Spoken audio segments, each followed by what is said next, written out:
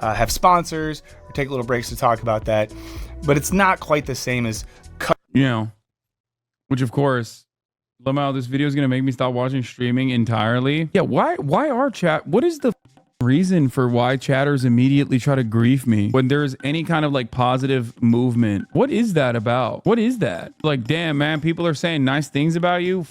Dude, well, watch this guy lie about you. You know what I mean? This is a misunderstanding between political streamer Hasan Piker and someone in his chat. This happened because two different things are going on in his stream. One, people in his chat are bringing up some Twitter drama that Hasan had just been referenced in, and two, Hasan is reacting to a video titled "Streaming is Changing Politics. Is that a good thing?" The Twitter drama has to do with a 3-year-old tweet of his and a joke he made about Nicki Minaj, which I don't really care about. Yeah, they're eating your ass up on Twitter right now, Lamafeao. Dog, this is from September 15th, 2021, and it has 2.9k likes. What is worth noting is that this derailed his React content. Why are you guys doing this? We're straight up watching like a puff piece, and you guys immediately like are sending me a million different hater takes. Lamau, this video is gonna make me stop watching streaming entirely. It makes sense that Hasan would think this person in chat is put off by the other chatters and their desire for Twitter drama, and maybe that was part of it. But the person wasn't referring to the drama in chat, they were referring to the video from Wisecrack that Hasan was reacting to. While Hasan calls the video a puff piece for himself, which it is, and it does present political streaming in a positive light, the video reveals enough about the allure and salesmanship of streaming to possibly cause some viewers to feel disillusioned. Now, one distinguishing aspect of streaming relative to other types of media is its shocking sense of immediacy. But this sense of immediacy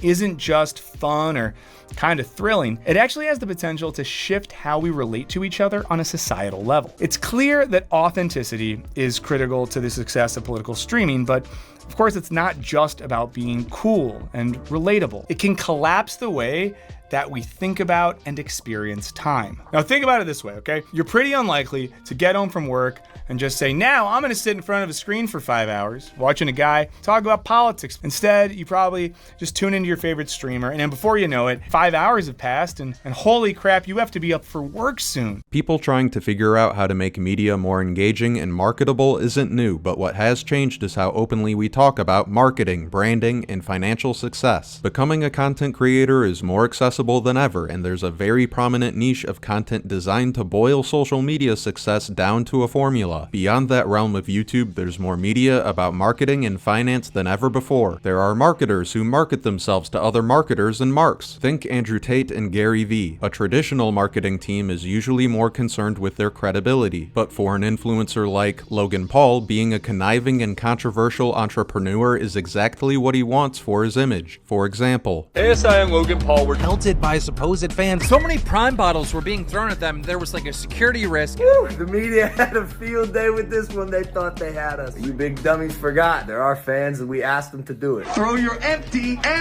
bottle at us. We need to make it look like you guys hate us. I can't take credit for this. This was KSI's idea, but we got tens of millions of free impressions for Prime launching in Europe. The appeal is that the audience gets to feel like they're getting some transparency from a shifty celebrity, maybe even a lesson about business, and Logan Paul gets to feel like a social media marketing genius. Logan Paul is a marketing genius. It's marketing the concept of marketing. This comes at a cost though, like a magician telling you how they do a trick or a seducer explaining their process to a date. That cost being something along the lines of reputation, credibility, or people's intrigue. For the Logan Pauls of the world, having a brand known as successful and lucrative is a lot more useful than being labeled as honorable and then having to maintain that image. This allows them to get away with more controversy than the average public figure. For Hasan and other streamers though, instead of branding themselves as underhanded businessmen, an air of authenticity is what they're striving for. You know, streamers seem to have an authenticity that we don't normally see in popular media figures. And honestly, what I think is most important is also that Hasan is such a charismatic person who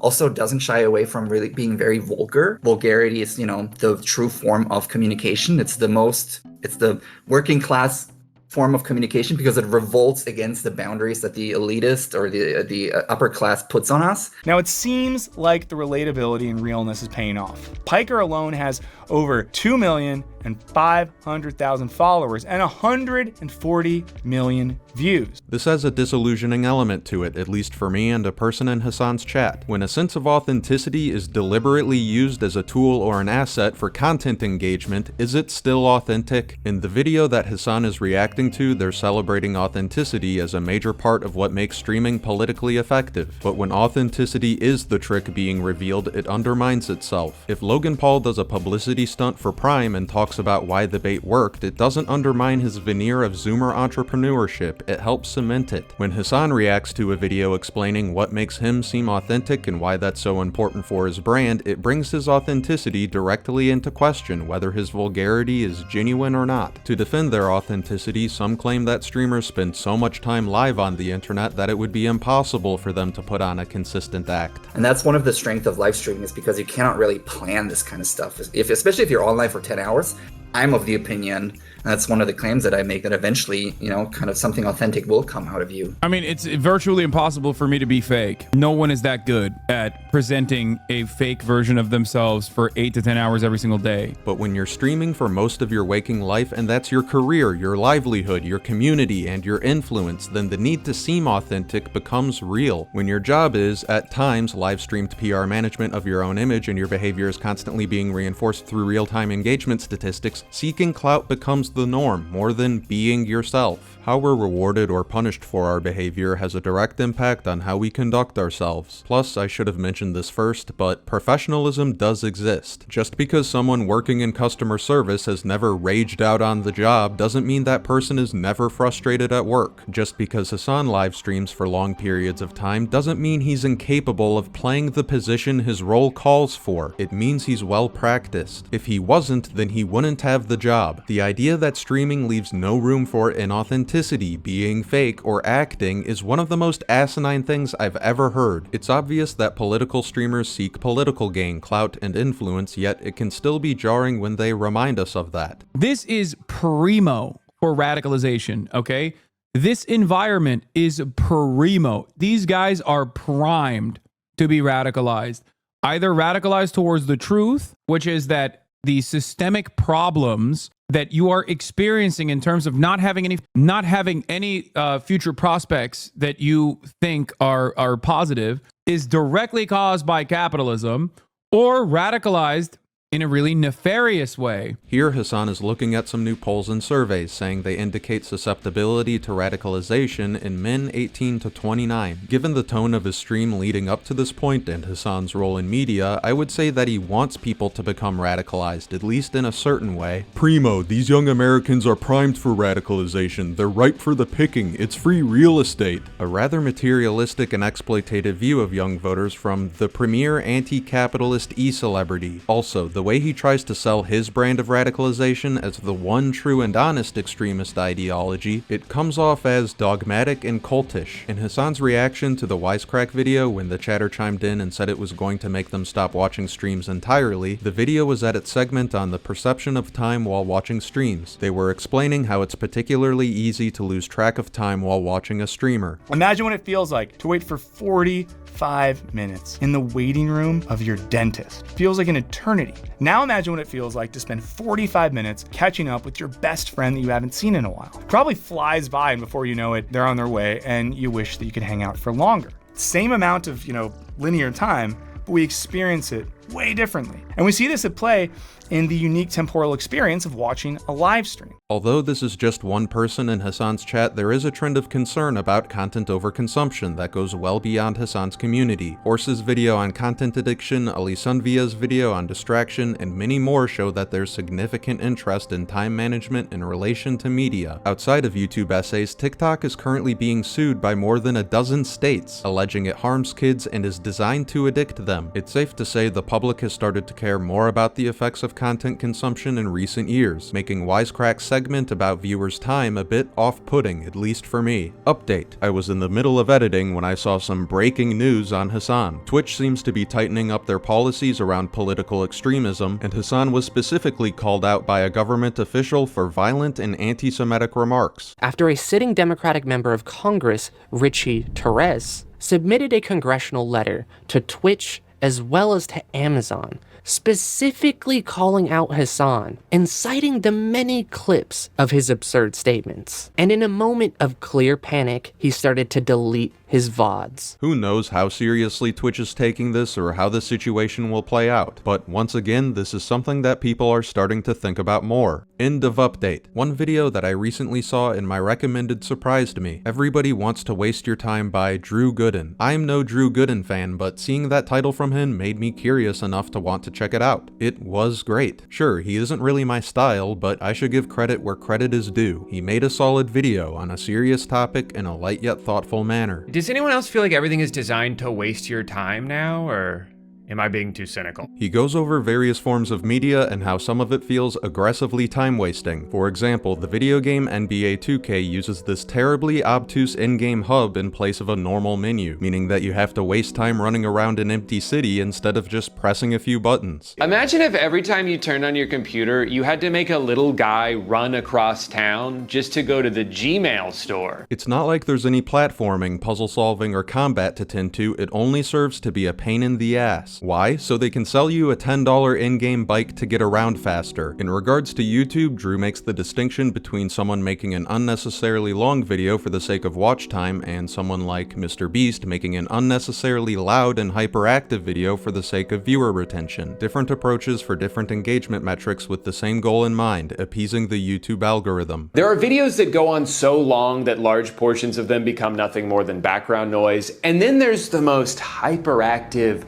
fever dream editing, non-stop cacophony of colors and sounds meant to overstimulate the 8-year-old boys watching on their iPad, and then there's a lot of space in between. But I guess because of all that space, it's weird to me how many videos end up on either extreme. For me though, there are two things that really stuck out from his video. The clip he uses regarding multi-screening and a study he mentions about engagement bait and moral outrage. The clip has to do with Netflix and how they take our diminishing attention spans into consideration. And they need to move the plot along so no one gets bored, but not too quickly, otherwise the people who are looking down at their phones the entire time might get confused. She'd heard from so many showrunners who are given notes by the streaming channels that they say, this isn't second screen enough. The viewer is expected to be on their phone, kind of half doing something else while your crime drama or whatever is playing. And you just can't make it as complicated as you have because they're not going to understand it because they're only going to be half concentrating on your show. When I first saw that, I immediately thought of Microsoft's report on attention span from 2015, something I went over in an older video. Much of the report focuses on multi-screening, where someone is watching TV while scrolling through Twitter on their phone or a similar combination. To summarize their findings, people who multi-screen more are better at paying attention to multiple screens, but not as good at paying attention to one screen. Go figure. Participants' attention spans weren't tested with an academic task or something like that, but rather their ability to watch TV and short-form content. Also, the accuracy of their sources was questionable at best, as the human's attention span has gotten smaller than that of a goldfish claim it used was misinformation from a sketchy site. And since that claim was now in a Microsoft report, large news outlets like Time also started to peddle the goldfish claim, now able to cite Microsoft as a source instead of a now-defunct website that no one has heard of. The inaccuracies weren't the only interesting bits though. To me, the intent behind the report was the most compelling part. Today, multi-screening is a given, so it's reassuring to know that multiple screens don't reduce the potential impact of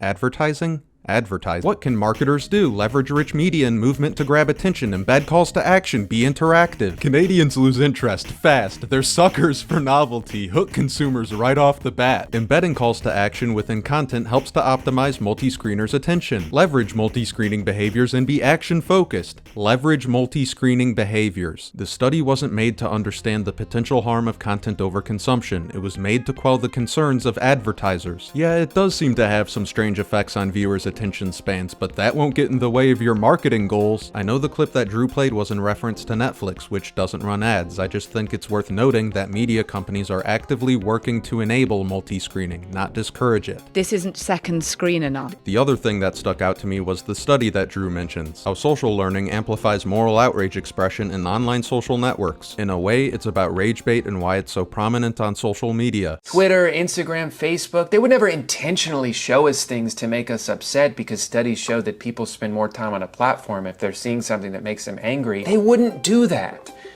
because that's not nice. To start, I think it's important to note that the study focuses on Twitter, specifically political tweets. I think this study can be applied to more than just political discourse, but that is the focus. The term moral outrage is regularly used here in a more traditional context, and in practice, on Twitter, the less scholarly term rage bait also kinda fits. Rage bait, of course, being the practice of posting provocative and incendiary material for the sake of online engagement. This study raises a question: how much intent and premeditation is required for something to qualify as rage bait? Now we're asking the real questions. They used machine learning to classify what was or wasn't considered moral outrage. Quote, to train DOC, we collected a set of 26,000 tweets from a variety of episodes that sparked widespread public outrage and used theoretical insights from social psychology to annotate those tweets according to whether they expressed moral outrage. Apparently, they even trained it to distinguish between moral outrage and pure trolling. Their third study is where things start to pick up. Quote, participants were randomly assigned to either an outrage norm or a neutral norm condition where they could scroll through a news feed containing 12 tweets from their new social network. You can see this in figure 3 on the scrolling stage side. In the outrage norm condition, 75% of the tweets contained outrage expressions and 25% contained neutral expressions. The outrage tweets displayed more likes and shares than the neutral tweets, in line with actual Twitter data. That part is important. In the neutral norm condition, all tweets contain neutral expressions and displayed likes and shares in line with the 25% of neutral tweets displayed in the outrage norm condition, meaning that they got less engagement than the outrage tweets. Participants were instructed to try and learn the content preferences of their new network. Participants then completed 30 trials of a learning task illustrated in the learning stage side of figure 3, where they were incentivized to maximize social feedback measured in likes and shares from their network that were ostensibly provided by previous participants. On each trial, participants chose between 2 political tweets to post to their network, one outrage, one neutral, and subsequently received feedback. Choosing an outrage tweet yielded greater social feedback on average, once again in line with actual Twitter data. Our task design therefore allowed us to test the causal impact of social reinforcement on subsequent outrage expressions. Alright, so this graph is what's most telling. The people in the outrage norm, indicated in red, consistently chose to share the angry tweet with only a slight increase over the course of the trial. The people in the neutral norm, indicated in gray, started off sharing significantly less outrage tweets, but then rather quickly learned that outrage means more engagement, so people in the neutral norm started choosing the outrage tweet. Due to some combination of social media, human nature, and the cultural climate, impulsive and inflammatory posting is rewarded on Twitter. The y-axis for study 4 is different than study 3's, showing who stayed consistent with their norm group instead of showing outrage response percentages for both groups. In study 4, they changed things by giving more engagement to whoever is posting within their norm or simulated Twitter environment. This basically gave the neutral norm group greater social feedback than usual, measured in likes and engagement, while the outrage norm group got their usual amount of feedback. Unsurprisingly, nothing changed for the outrage norm group, and the neutral norm group didn't learn to share outrage like in study 3. That's not how Twitter works though. Twitter consistently rewards more provocative and baited content, which brings us back to that question. How much intent is required for something to qualify as rage bait? I mean, how do we distinguish between someone who has been conditioned through social media engagement to post more outrageous things, and someone who had the intention to provoke from the start? If you learn to post rage-inducing things because that's what gets traction, does that firmly qualify as rage bait, or does it require more forethought than that? This study isn't perfect, with its largest limitation being that it doesn't tell us how much any of this impacts real-world behavior. Either way, with all of this in mind, it's a bit alarming when I hear something like this. What is required for a revolution to start? How do we have an uprising of the working class? And he tries to kind of map out the steps and the kind of also the theory behind what is necessary. What does capitalism provide us that can help us to begin a revolution? Capitalism provides us with, trains us to kind of get used to doing very repetitive things and to kind of, become, as he says, apprenticeships of this kind of struggle. And he saw value in that because, for one, the experience of time during that process, when you're really kind of deep in indulging into an activity, or you're kind of deep, you have like a deep introspection while doing a certain activity where you kind of forget your surroundings, you forget the world around you. And that was kind of the experience that I was interested in live streaming. So the value that he's perceiving is that he claims that revolution is not a single moment. It's something that is repetitive. It has to happen all the time, and it has to keep repeating until it improves on itself until it reaches the point of actual revolution. But I was really just like invigorated by that, and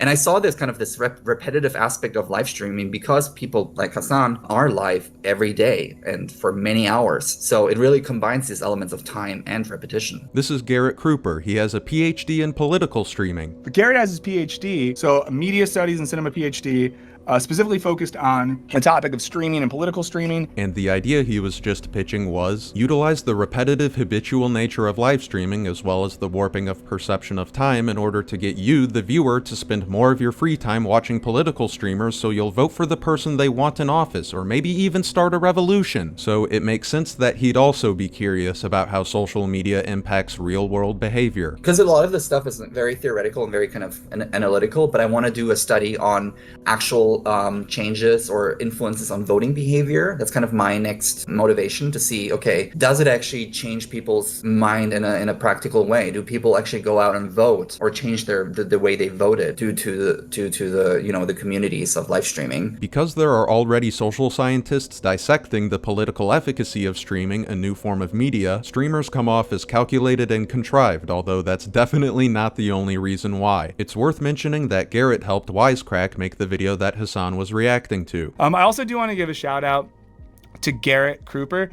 Now, he helped us with this video, and he recently finished a whole PhD project on political streaming. He shared some of that research with us. He helped out with this. And Garrett, political streaming doctorate, is a big fan of Hasan. If you read my paper, you will see I have been a fan of Hasan Piker's content for a very long time, basically from the very beginning. If you were wondering why that video is so favorable to political streamers, particularly Hasan, there's one reason. I'm not claiming that this is the end-all be-all and live streaming is saving the world, but I'm seeing potential there, and I'm just kind of curious, how can we use this to kind of shape modern politics, modern political discussions? How can we get the mass audience back into politics? How can people get back into kind of being interested in talking about politics in a productive and constructive way?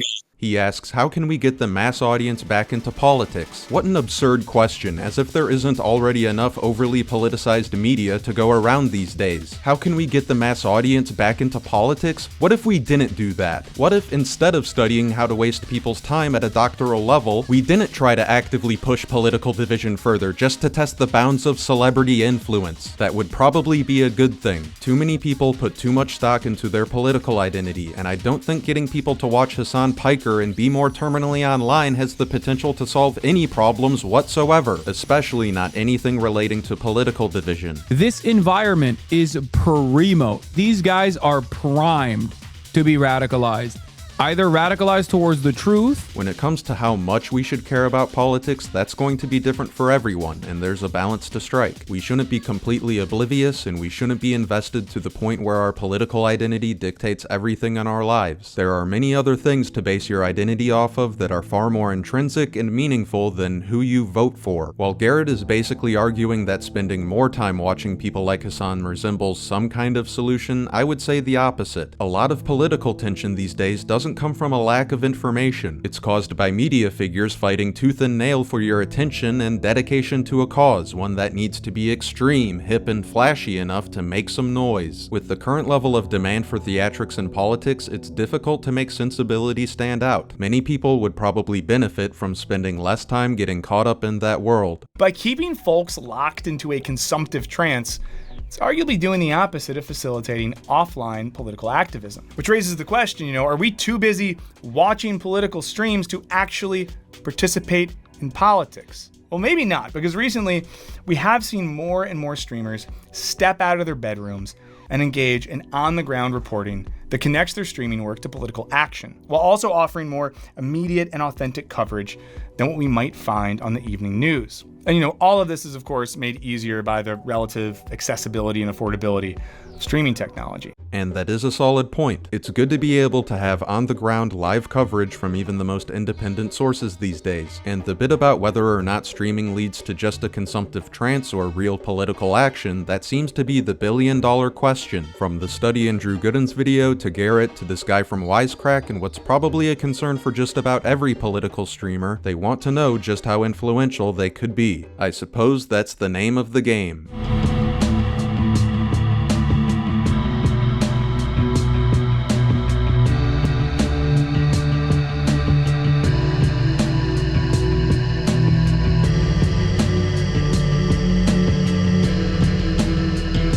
Oh my God, bro. Y'all are so desperate for any crumb of interaction. Please stop.